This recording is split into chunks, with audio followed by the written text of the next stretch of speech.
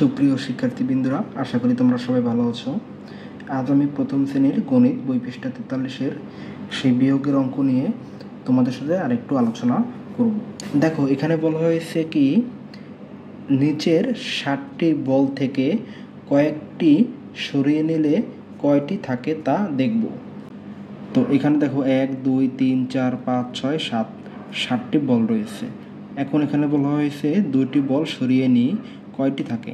তো 1 2 3 4 5 6 7 60টি থেকে কী করা হয়েছে, 1 2টি বল সেই সরিয়ে নেওয়া হয়েছে। এখন কয়টি থাকে, এখন দেখো 1 2 3 4 5 5টি বল, 5টি বলের জন্য 1 2 3 4 5টি সেই কালার করা খোপ এবং সেই দুইটি বাদ, এই কারণে দুইটি সাদা সেই খোপ বা ঘর নেওয়া হয়েছে। এখন এখানে বলা হয়েছে 60টি বল 7 বিয়োগ 2টি, তাই 2। তাহলে 7 থেকে 2 বাদ দিলে কত থাকে, 5 থাকে।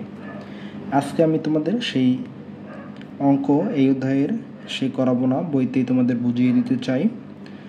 এখন দেখো, আবার বলা হয়েছে কি, 6টি বল সরিয়ে নিলে কয়টি থাকে। তো প্রথমে 60টি বল ছিল, 60টি বল থেকে 2টি সরিয়ে নিই, তাহলে কয়টি থেকে, 5টি। আবার বলা হয়েছে এই 60টি বল থেকে 6টি বল সরিয়ে নিলে কয়টি থাকে। দেখো, এখানে বলা হয়েছে কি, 1 2 3 4 5 6 7 60টি বল থেকে 1 2 3 4 5 6 6টি বল কী করা হয়েছে, সরিয়ে নেওয়া হয়েছে। তাহলে কয়টি থাকে, দেখো প্রথমে বল ছিল আমার কয়টি, 60টি, বিয়োগ কয়টি, 1 2 3 4 5 6 6টি। তাহলে 7 থেকে 6 বাদ দিলে কত থাকে, 1 থাকে। তাহলে কত থাকে, 1। নিশ্চয়ই আমরা সবাই বুঝতে পেরেছি অঙ্কগুলো। দেখো, এখন আবার বলা হয়েছে কি, আর কতভাবে বল সরানো যেতে পারে।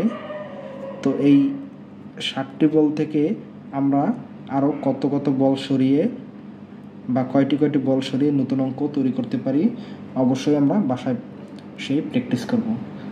আমরা 7 থেকে 3টি বল বাদ দিতে পারি, 7 থেকে আমরা 5টি বল বাদ দিতে পারি। এভাবে আমরা কি নতুন নতুন আবার অঙ্ক করতে পারি।